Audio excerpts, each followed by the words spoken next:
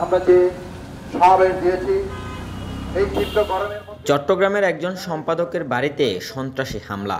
সপ্তাহ না যেতেই গেল সোমবার একই দিনে পৃথক দুই স্থানে দায়িত্ব পালনকালে হামলার শিকার দুই সাংবাদিক, যাদেরকে রীতিমতো দেওয়া হয়েছে প্রাণনাশের হুমকি। ওয়াসার পানি সংরক্ষণ করে তারা বাণিজ্য করছিল একটি চক্র।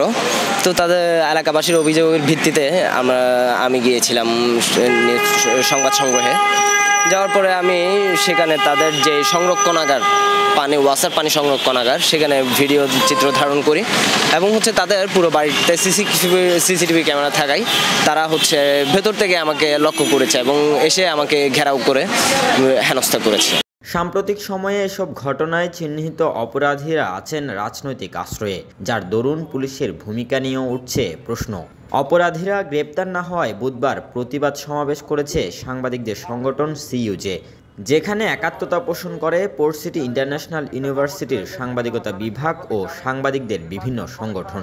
আমরা অনতিবিলম্বে এইসব তিন সাংবাদিকের উপর যে হামলা, যারা জড়িত, যেসব সন্ত্রাসীরা জড়িত, তাদেরকে যদি গ্রেপ্তার করা না হয়, শাস্তিমূলক ব্যবস্থা নেওয়া না হয়, তাহলে আমরা অনতিবিলম্বে চট্টগ্রাম সাংবাদিক ইউনিয়ন আবারও কর্মসূচি ঘোষণা করবে এবং আমরা রাজপথে থাকব। চট্টগ্রাম সাংবাদিক ইউনিয়নের একটা ঐতিহ্য আছে, চট্টগ্রাম সাংবাদিক ইউনিয়নের সকল সদস্য ঐক্যবদ্ধ।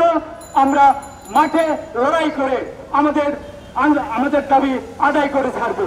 আমরা অত্যন্ত অবাক হয়ে মাননীয় আদালতের কাছে আমার প্রশ্ন, যদি এরকম একজন দিনে দুপুরে একজন মানুষকে হত্যা চেষ্টা করার পর 8 ঘন্টায় সব আসামিরা জামিন পেয়ে যায়, তাহলে এই দেশের বিচার ব্যবস্থার প্রতি, এদেশের বিচারকদের প্রতি সাধারণ মানুষের কি ধারণা জন্মাবে, এই প্রশ্নটা আমি রেখে গেলাম। প্রশাসনের এমন নীরব ভূমিকায় সাংবাদিকরা যদি পুলিশের প্রতিপক্ষ হয়ে যায়, সেটা কারো জন্যই মঙ্গলকর হবে না বলছেন সিইউজের নেতারা। পুলিশের উচিত এদের বিরুদ্ধে ব্যবস্থা নেওয়া, যদি না হয় পুলিশকে, সাংবাদিকরা যদি পুলিশদের প্রতিপক্ষ হয়ে যায়, তাহলে সেটা পুলিশের জন্য মঙ্গলকর হবে না, আমাদের জন্য মঙ্গলকর হবে না। এ সময় হামলার সাথে জড়িতদের বিচারের দাবি জানান উপস্থিত গণমাধ্যম ব্যক্তিত্বরা। যারা হামলার সাথে জড়িত, আমি তাদের বিচার দাবি করি।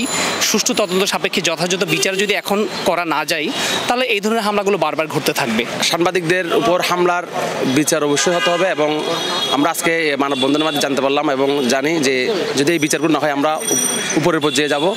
প্রকাশ্যে সাংবাদিকদের ওপর লাগাতার এমন হামলায় নড়েচড়ে বসেছে সংগঠন, সাংবাদিক সহ নানা শ্রেণীর মানুষ।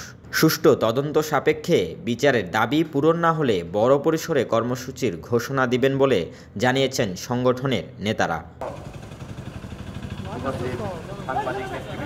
অন্যদিকে সাংবাদিক সেলিমুল্লাহকে হামলার মামলায় প্রধান আসামি যুবলীগ নেতা মোহাম্মদ সাদ্দাম হোসেন এদিনই আদালতে আত্মসমর্পণ করে জামিন আবেদন করলে তাকে কারাগারে পাঠিয়েছেন আদালত। Robin Dasgupta, news now 24, Chittagong.